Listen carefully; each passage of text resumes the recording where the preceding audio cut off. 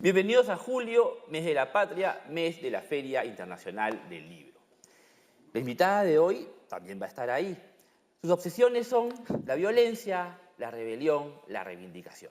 Estamos con Claudia Salazar Jiménez, autora de libros como La sangre de la aurora, Coordenadas temporales, y ha publicado recientemente 1814, Año de la Independencia. ¿Cómo estás, Claudia? Yo estoy muy bien, gracias a ustedes por la invitación. Claudia, voy a comenzar con una frase tuya en una entrevista, porque te he guaqueado. Me interesa seguir trabajando ficción histórica mediante procesos históricos, políticos y sociales. La sangre de la aurora y esta última novela son muy distintas, Tiempos Sí. distintos, además. también distintos, pero se engarzan justamente por esa obsesión tuya. Y me encantaría saber de dónde viene, de dónde surge. Una cuestión que tiene que ver con los discursos de la ficción y de la historia, ¿no? Una manera de pensar, sobre todo cuando pensamos en discursos oficiales de lo histórico, ¿quién tiene derecho a decir qué? ¿No? Yo creo que es una pregunta fundamental, no solamente en lo literario, sino también en lo político y lo social, ¿no? Y por eso justamente en La sangre de la aurora fue un tratamiento más desde el punto de vista de género, de la violencia, ¿no? Pero digamos que en esa novela la pregunta era por qué la voz de las mujeres no entra al discurso histórico sobre los Exacto. años del terrorismo, ¿no?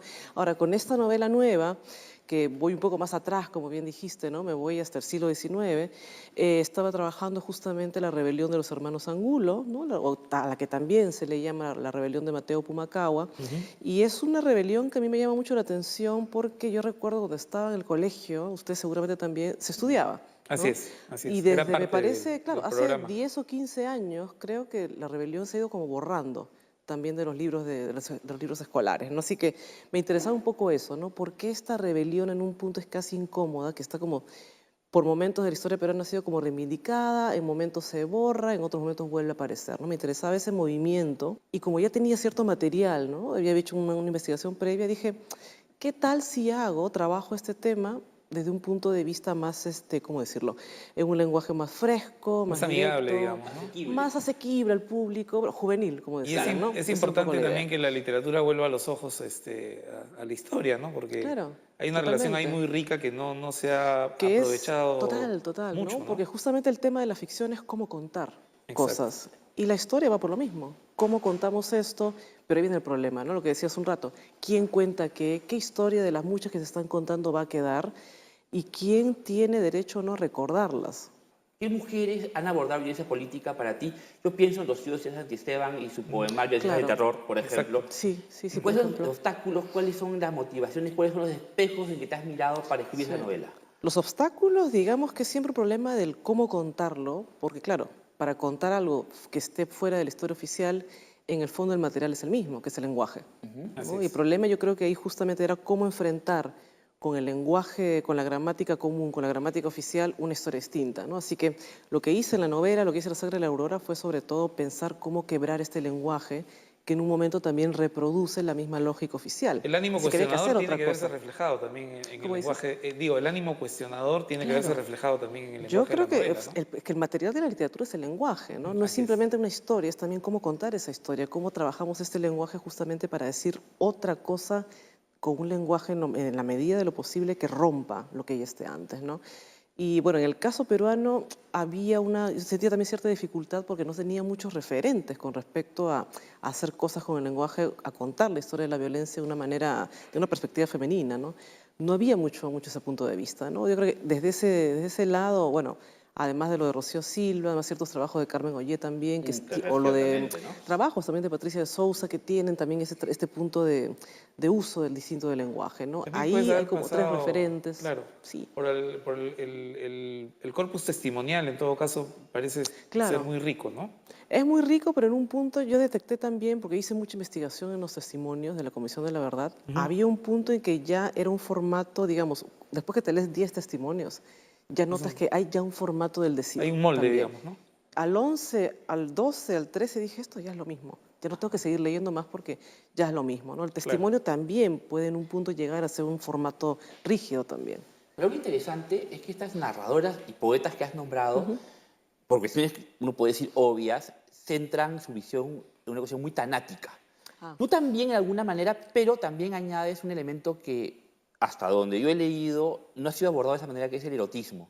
Hay claro. una cuestión erótica, consentida, porque también, Sí. pues, y también hay el lado de la muerte y la violación a un Ah, costado. completamente, sí. ¿Cómo asumir ambas cosas en un mismo espectro? Porque los cuerpos son los mismos, ¿no? Y el problema justamente que yo quería trabajar en la novela, que en realidad no es una novela sobre la violencia política, ¿no? Yo siempre la pienso más como una novela sobre la violencia contra las mujeres, ¿no? Desde ese aspecto es un poco más, más abarcadora, digamos. Y claro, si pensamos la cuestión de la violencia y sobre todo si pensamos una voz femenina, me interesaba no solamente, digamos, la voz como tal, pero esa voz que se hace cuerpo, ¿no? Y cómo la violencia en un punto encarna también en los cuerpos, pero también pensar la sexualidad. La sexualidad que tiene bueno, el aspecto del placer, definitivamente, que como tú bien dices, pocas veces se representa el aspecto del placer femenino también, ¿no? Y quería un poco pensar también cómo la sexualidad, en un punto, también es ejercicio de poder, ¿no? La sexualidad y el poder están vinculados, Sin duda ¿no? alguna. Totalmente, ¿no? Y quería que la novela también estuviera eso ahí, ¿no? O sea, hablar solamente del dolor y obviar el aspecto erótico, para mí era como cortar o mutilar algo de lo femenino ahí, ¿no? Era otra violencia también. Claudia, bueno, has compartido con nosotros tus reflexiones sobre la historia y yo quería pedirte una reflexión final, porque este también es el mes de la En la Feria del feria, Libro. ¿verdad? Sí, sí. ¿Cuál es la importancia para ti como autora de participar en una feria y cuál crees tú que es el mayor beneficio que obtiene el público asistiendo a la feria? Yo creo que como autora definitivamente está el tema de la difusión, ¿no? De la difusión de la obra propia. Yo creo que es una excelente plataforma para cualquier autor para hacerse más conocido, para difundir mejor sus libros y también para estar en contacto con los invitados que vienen de afuera, ¿no? Es algo muy importante también. Ahora hay un invitado muy interesante este año, es México el invitado, ¿verdad? Que tiene Así es. creo yo, una de las literaturas más interesantes en América Latina. Viene Richard Ford, por ejemplo, Vienen ¿no? Que es un invitados, monstruo. pues tremendo. Que venga Richard Ford Claro. ahora es como, wow. Estamos hecho unas O sea, groupies acá. estamos así levantando ya todos los, a ver Sí, quién sí, llega sí. primero al aeropuerto, ¿no? A ver cómo a recibirlo. Y con respecto al público, yo creo que interesa en cuanto, claro, vean que justamente los autores somos gente de carne y hueso, ¿no? Que no somos Seres simplemente humanos. la foto en la contraportada, ¿no? Que Nada de somos seres gente míticos acá. que somos gente que o nos molestamos, nos reímos y lloramos y todo, ¿no? O sea, Así es. que hay un acercamiento más de cuerpo a la literatura también, ¿no? Yo creo que justamente la feria permite eso, ¿no? Que haya miradas, que haya encuentros, que haya cuerpos que se encuentran con la idea de leer más.